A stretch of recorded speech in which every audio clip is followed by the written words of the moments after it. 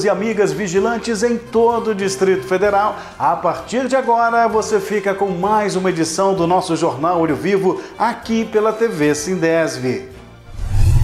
Na última terça-feira, dia 2 de agosto, a direção do Sindesv-DF, capitaneada pelo presidente Paulo Quadros, participou de reunião na Subsecretaria de Infraestrutura em Saúde no Distrito Federal. O objetivo foi cobrar dos gestores o pagamento das férias e entrega de uniformes dos vigilantes que prestam serviço na Secretaria de Saúde do DF através da empresa Ipanema Segurança.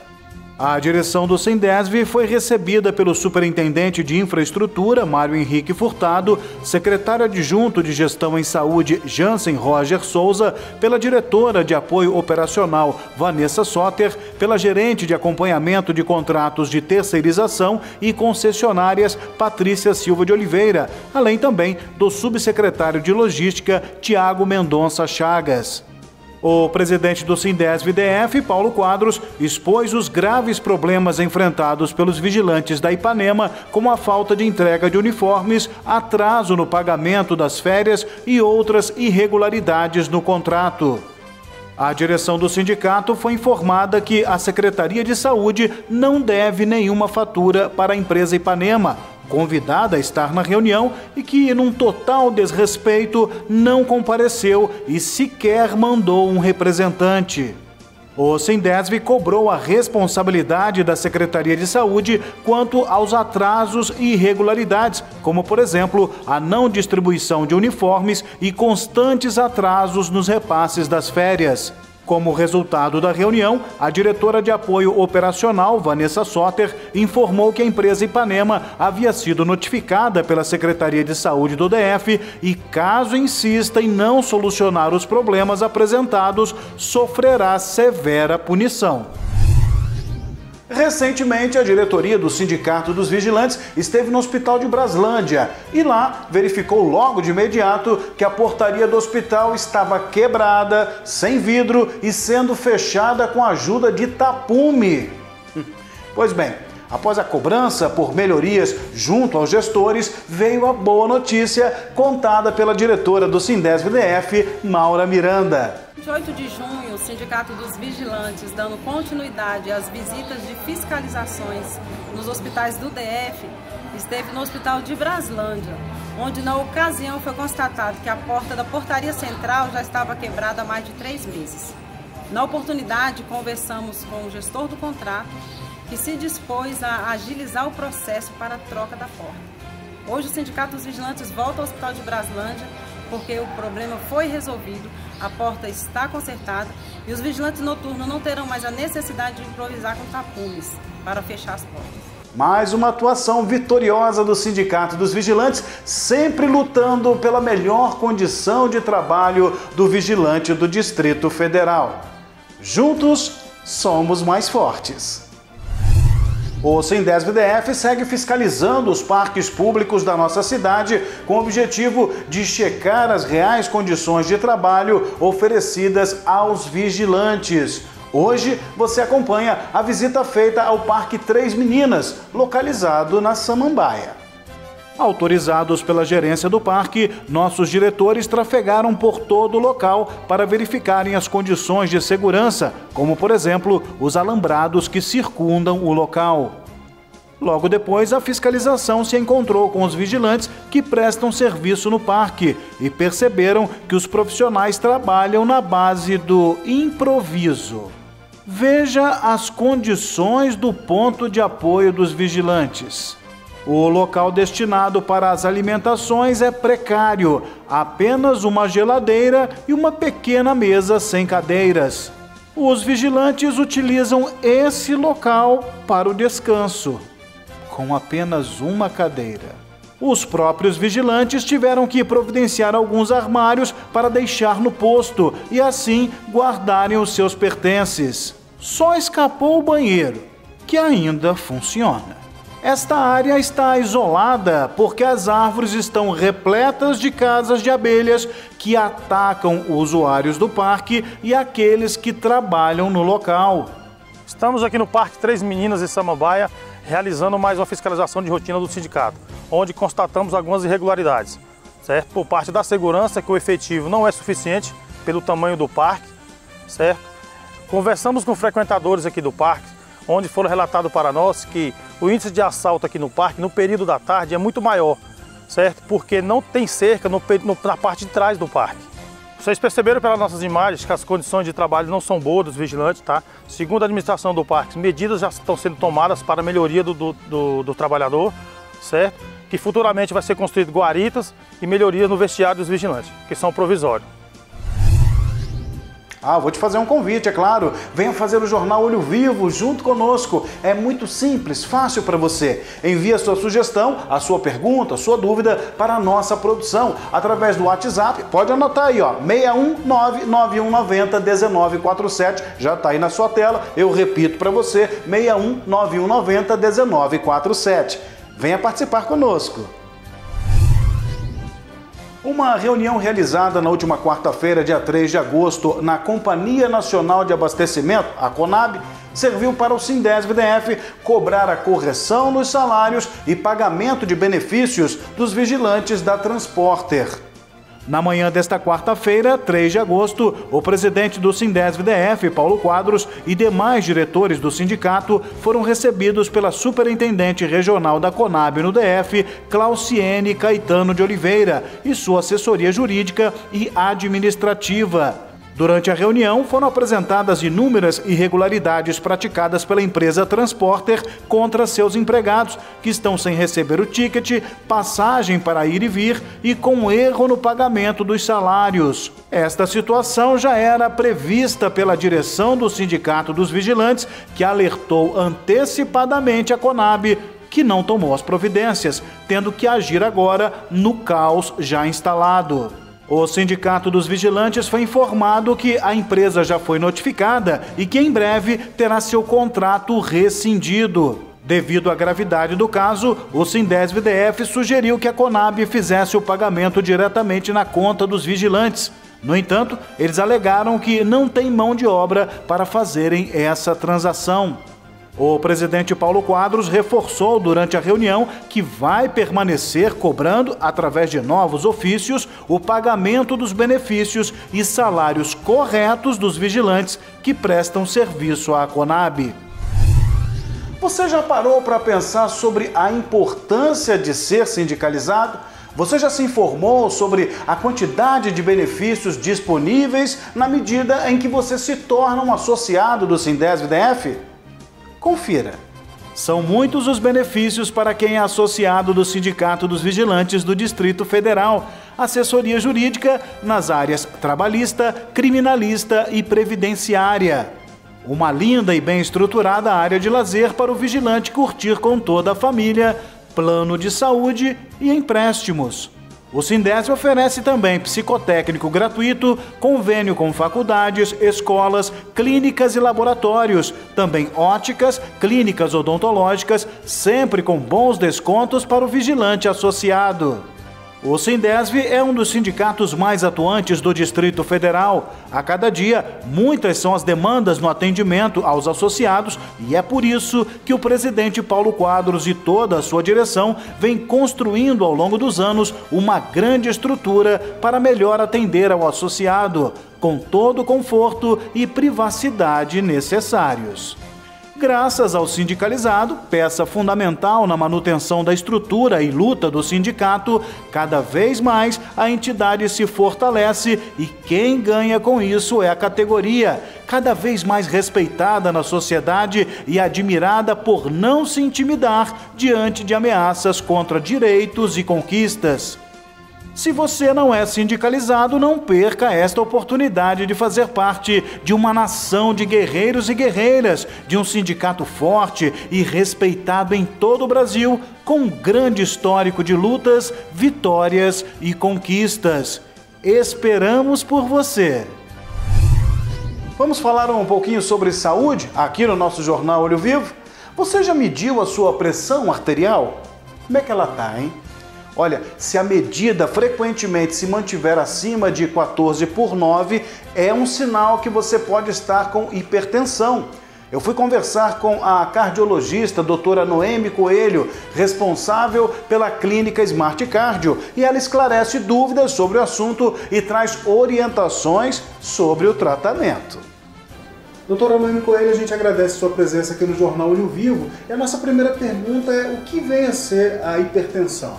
Então, a hipertensão é uma doença crônica que é não transmissível.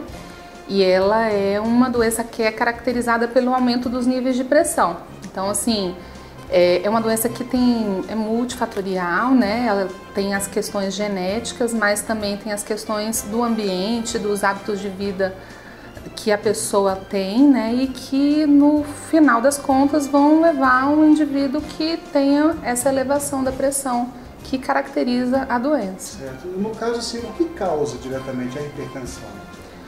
Olha, ou os principais fatores, né? Então, assim, para não falar uma linguagem de mediquês, né? Mas assim, o que ocorre é que a pessoa normalmente tem já tem uma tendência genética, né? E isso aí, a pessoa tem algumas modificações no corpo e que, né, determinam que ela, em algum momento, ela possa ter essa probabilidade de desenvolver a doença. Só que aí entram algumas questões, né? Por exemplo, se a pessoa é uma pessoa sedentária, se a pessoa ela utiliza álcool, se a pessoa ela normalmente é mais estressada ou menos estressada, se ela tem ansiedade ou não, se ela usa algum tipo de medicação ou não. E isso aí, no final das contas, vai determinar se a pessoa vai desenvolver ou não a doença, em que nível ela vai determinar, né, vai desenvolver ou expressar essa doença. Tecnicamente, a gente teria alguma situação que a gente pudesse dizer assim, esta pessoa ela é considerada hipertensa? Assim, uma pressão ótima é em torno de 12/8. A gente considera que a pessoa ela tenha realmente hipertensão quando ela tem níveis de pressão acima de 14/9. Abaixo de 14/9 você tem o que a gente chama de pré-hipertensão. Então, assim, nessa situação a gente tem uma gama de pacientes. Um paciente que teve uma elevação só do nível de pressão, seja no momento de muito estresse ou que aconteceu alguma coisa, né? Na vida, mas a gente também tem as pessoas que numa rotina, às vezes, de um trabalho, de um serviço, de uma avaliação física, de repente para fazer uma prova física para um concurso, elas descobrem que tem os níveis alterados de pressão e aí vai fazer uma investigação aprofundada, geralmente com um mapa, né? E aí descobre que tem hipertensão arterial. O grande problema é que a hipertensão, ela normalmente é uma doença que ela é silenciosa. Então as pessoas elas têm a doença, mesmo que tenha algum sintoma, a gente se acostuma a ter às vezes um certo mal-estar, às vezes uma dor de cabeça, acredita que é algum problema visual, às vezes uma enxaqueca, né? E vai acostumando e diagnostica a doença. E às vezes quando você tem um diagnóstico, você já tem as lesões em órgão-alvo, que são as principais complicações aí da hipertensão, sejam complicações cardíacas, renais, cerebrais, né? Então esse é o problema. De forma ampla, a senhora já falou até nessa questão dos sintomas, né, de uma pessoa hipertensa. Isso. Agora, quais os fatores de risco mesmo para uma pessoa hipertensa, doutora Noemi? Além da questão genética, o tabagismo é uma coisa que é urgente, né? Tem a questão do consumo excessivo de álcool, né? O uso de algumas medicações ou drogas que aumentam a pressão, né? A gente, assim, tem pouca gente que sabe, mas cocaína é uma coisa que aumenta a pressão. Remédio para alergia, tem alguns que aumentam a pressão. O uso de corticosteroides, né? Aumenta a pressão também. Uso de hormônios, né? Anabolizantes, alguns tipos, né? Aumentam realmente a pressão. Então, assim, tem isso. O consumo excessivo de sódio também é uma coisa que aumenta a pressão. Você ter o transtorno ansioso, né? Então, são todos fatores que levam você a desenvolver a hipertensão arterial.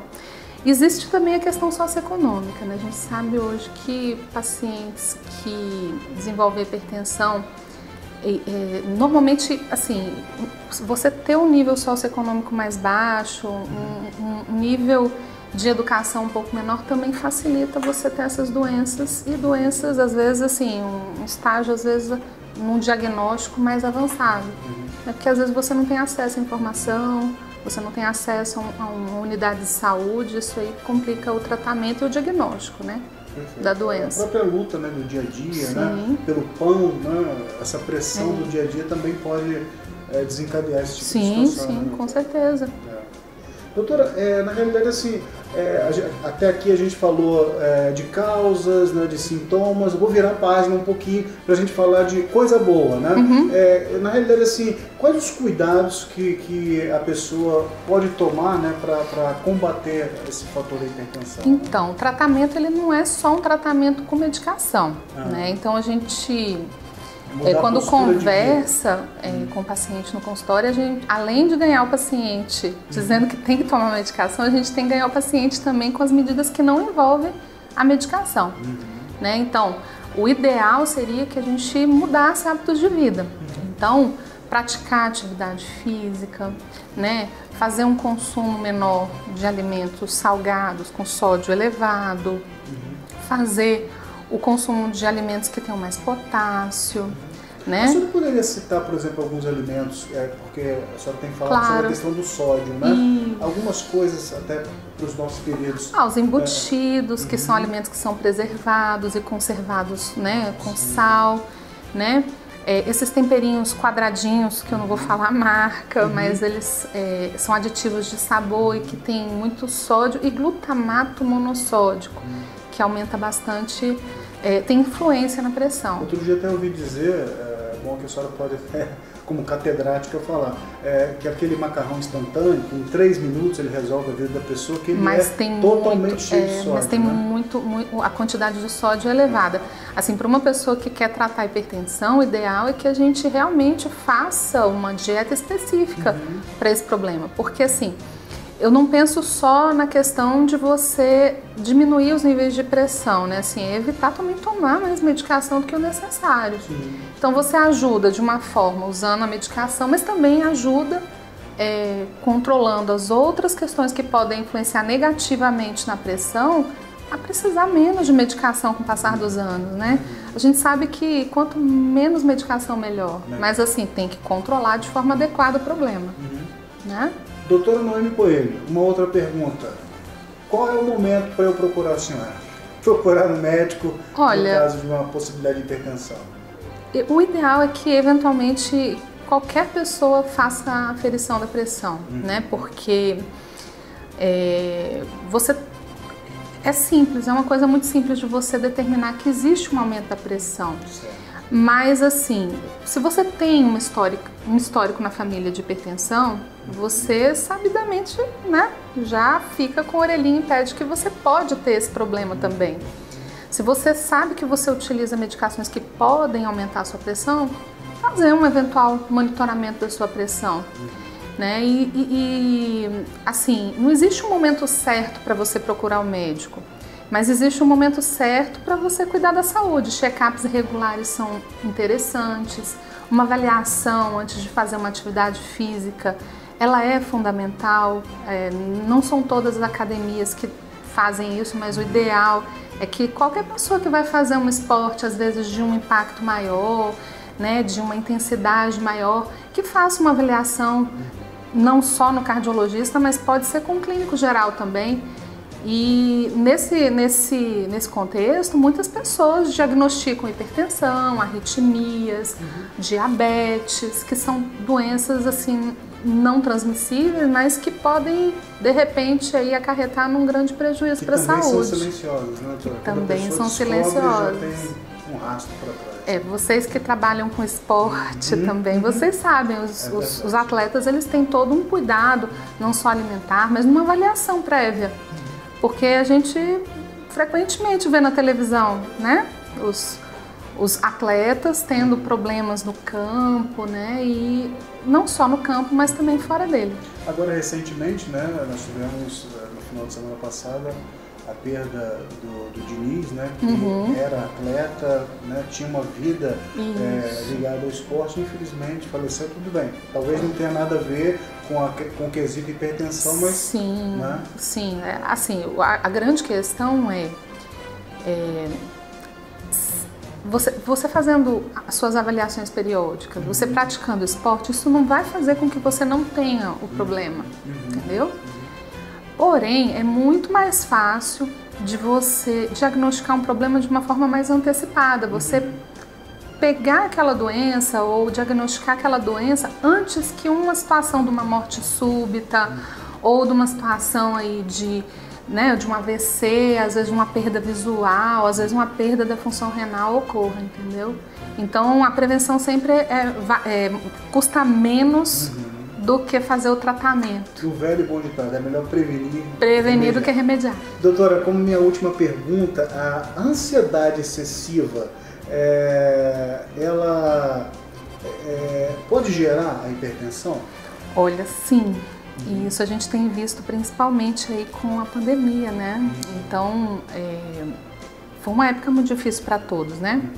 Então, vários transtornos ansiosos que antes estavam subdiagnosticados, ou então a pessoa já tinha uma personalidade própria para isso, então assim, já tinha uma doença, mas não tinha um diagnóstico, se manifestou assim, essas doenças se manifestaram muito mais nesse período difícil que a gente viveu, né, que está vivendo ainda, né? E realmente a hipertensão, ela não é a causa, a hipertensão não, a ansiedade, ela não é a causa da hipertensão, entendeu? Então assim, a pessoa ser ansiosa não significa, todo mundo que é ansioso vai ter hipertensão, né? Mas significa o quê? Que essa ansiedade ela possa ser um fator complicador. Então a gente vê muito isso, por exemplo, com as pessoas que estão na época dos concursos, ou quando tem uma perda familiar, quando está num momento tão difícil como na pandemia. Então, assim, não é a causa, mas é um fator complicador. Da mesma forma que, por exemplo, você tomar um anti-inflamatório. Um anti-inflamatório que muitos tomam por conta de uma dor no joelho, uma bursite, uma tendinite, isso aí também pode complicar o seu nível de pressão. Então, tem coisas que são causas, tem coisas que são complicadores, né? Tá certo. Doutora Noemi, para encerrar, vou até quebrar um pouco o protocolo e pedir um conselho final da doutora Noemi Coelho para aqueles que estão nos ouvindo em relação a esse cuidado com a saúde que é fundamental. O ideal seria que as pessoas tenham uma rotina de autocuidado, né? E isso inclui eventualmente medir a pressão, principalmente quando tem eventos, né? Tem muita gente que vai nos eventos e vê lá a enfermeirinha lá com um aparelhinho de pressão. É super válido. Várias pessoas fazem um diagnóstico numa situação como essa. Fazer rotinas de exames e consultas regulares, né? Manter uma rotina de atividade física, né? E se está acima do peso, tentar uma terapia de emagrecimento. Entendeu? Porque isso tudo influencia positivamente não só no controle da hipertensão, como em várias outras doenças crônicas que não são transmissíveis, né? Como diabetes, né? Como câncer, né?